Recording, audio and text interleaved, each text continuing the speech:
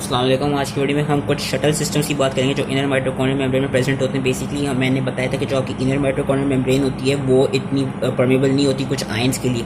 तो जो NADH होता है वो NADH जो बेसिकली जो आपका साइटोसोल में प्रोड्यूस होता है, स्पेशली ग्लाइकोलिसिस के दरमियान जो हमने देखा है, जो NADH ग्लाइकोलिसिस के थ्रू प्रोड्यूस होता है NADH+H+ होता है क्या है, अभी जो NADH है ये ईजिली इनर माइटोकॉन्ड्रियल मेम्ब्रेन को क्रॉस नहीं कर सकता। मतलब अगर इसने मैट्रिक्स में जाना हुआ ना, या किसी भी NADH ने अगर मैट्रिक्स की तरफ जाना हुआ तो वो होगा कि वो एक शटल सिस्टम के थ्रू जाएगा, वो वैसे ही डायरेक्टली अंदर मैट्रिक्स में नहीं चला जाएगा। अगर उसमें कोई मैट्रिक्स में किसी भी रिएक्शन के लिए रिक्वायर्ड हो तो उसके लिए होता है कि NADH जो है वो दो शटल से जा सकता है, या तो ग्लिसरॉल 3 फॉस्फेट शटल से या मैलेट एस्पेरेटेड शटल से। अब होता है कि जो ग्लिसरॉल 3 फॉस्फेट शटल है वो इतनी ज़्यादा ATPs प्रोड्यूस नहीं करती कंपेयर टू मैलेट एस्पेरेटेड शटल, इसलिए NADH जो है वो ज़्यादातर मैलेट एस्पेरेटेड शटल यूज़ करता है, लेकिन वो कभी कभार ग्लिसरॉल 3 फॉस्फेट शटल भी यूज़ कर सकता है। ग्लिसरॉल 3 फॉस्फेट शटल में क्या होता है कि बेसिकली जो ग्लिसरॉल 3 फॉस्फेट डिहाइड्रोजिनेस एक एंजाइम है जो साइटोसोल में प्रेजेंट है, वो क्या कराता है, वो डाइहाइड्रोक्सीएसीटोन फॉस्फेट को वी नो कि जो ग्लिसरॉल 3 फॉस्फेट डिहाइड्रोजिनेस है बेसिकली करता क्या है कि वो डाइहाइड्रोक्सी एसीटोन फॉस्फेट को कन्वर्ट कर देता है ग्लिसरॉल 3 फॉस्फेट में। अब इससे होता क्या है कि ये जो NADH है ना, ये जो अपने रिड्यूसिंग इक्विवेलेंट्स है ये दे देता है ग्लिसरॉल 3 फॉस्फेट को, और ये खुद ऑक्सीडाइज हो जाता है। NAD खुद ऑक्सीडाइज हो गया, और क्योंकि NADH यहाँ तक नहीं जा पा रहा तो इसने जो अपने रिड्यूसिंग इक्विवेलेंट्स थे वो इसने ग्लिसरॉल 3 फॉस्फेट को दे दिया। होगा क्या कि जो ग्लिसरॉल 3 फॉस्फेट है ये इजीली इनर माइटोकॉन्ड्रियल मेम्ब्रेन के थ्रू जा सकता है और इजीली इसको पास कर सकते हैं। तो होगा क्या, glycerol 3 phosphate easily inner mitochondrial membrane में चला जाएगा।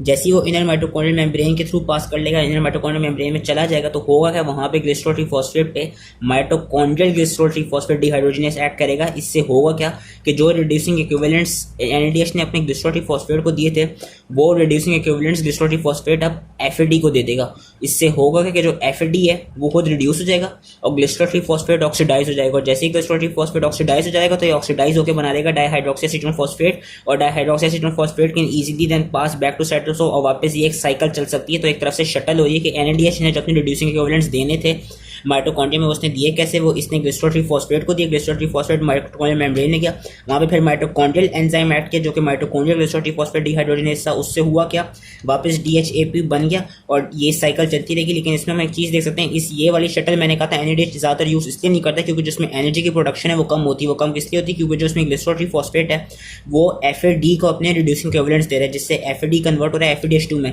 अब जो इलेक्ट्रॉन ट्रांसपोर्ट चेन की वीडियो थी उसमें देखा था कि जो FADH2 है वो क्या करेगा कि वो अपने जो इलेक्ट्रॉन्स हैं इन्हें कहाँ ट्रांसपोर्ट कर देगा, या तो कॉम्प्लेक्स 2 में चला जाता है वो, या उन्होंने कोएंजाइम क्यू देखा है बेसिकली FADH2 जो कॉम्प्लेक्स 2 है इनर माइटोकॉन्ड्रियल मेम्ब्रेन का वहाँ पे जाएगा। एंड देन हमने क्या कहते हैं उस वीडियो में पढ़ा था कि जब उधर चला जाएगा तो फिर वहाँ से जो कॉम्प्लेक्स 2 है वो फिर इलेक्ट्रॉन्स को ट्रांसपोर्ट कर देगा कोएंजाइम क्यू में, फिर कोएंजाइम क्यू ट्रांसपोर्ट कर देगा इलेक्ट्रॉन्स को कॉम्प्लेक्स 3 में, फिर कॉम्प्लेक्स 3 से साइटोक्रोम C में, देन साइटोक्रोम C से कॉम्प्लेक्स 4 में। और इस तरह जब वो ऑक्सीजन को रिड्यूस करेंगे तो जो टोटल ATP प्रोडक्शन कराएंगे वो होगी 2 ATP की, अराउंड 1.5 ATP की। तो इसमें जो ATP की प्रोडक्शन हो रही है वो कम हो रही है।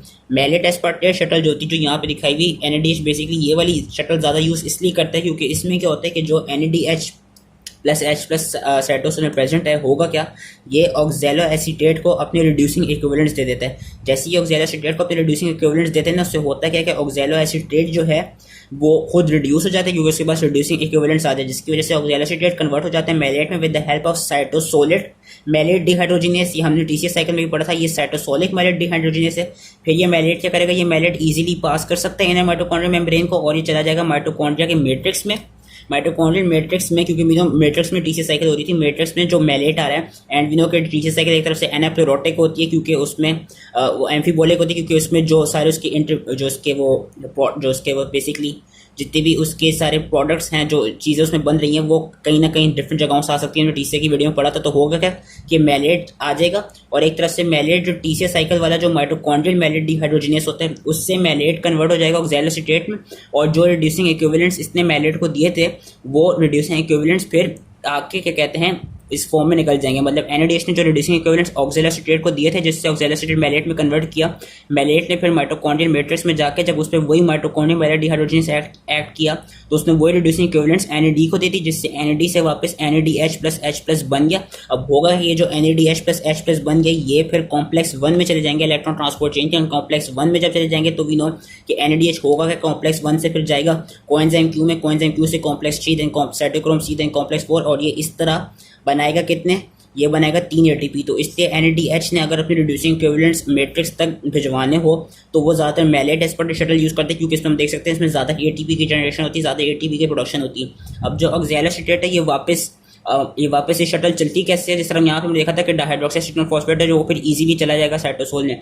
यहाँ पे क्या होता है कि जो ऑक्सैलोएसीटेट है वो हमने अगर ट्रांसअमाइनेशन की आपने वीडियो देखी हो, बेसिकली ऑक्सैलोएसीटेट पे एक अमाइनो ट्रांसफरेज ऐड करता है और ग्लूटामेट एक्ट करता है। होता है क्योंकि ग्लूटामेट भी माइटोकॉन्ड्रियल मैट्रिक्स के अंदर प्रेजेंट होगा और ग्लूटामेट में इजीली क्या कहते हैं ट्रांसपोर्ट हो सकता है साइटोसोल से माइटोकॉन्ड्रियल मैट्रिक्स में। तो होता क्या है कि we know glutamate is amino acid, oxaloacetate is alpha keto acid. होगा क्या, ट्रांसअमाइनेशन रिएक्शन होगा, ट्रांसअमाइनेशन के लिए अमाइनो ट्रांसफरेज चाहिए होगा, उससे होता है ऑक्सैलोएसीटेट और ग्लूटामेट कंबाइन होकर बनाते हैं अल्फा कीटो ग्लूटेट और एस्पार्टेट।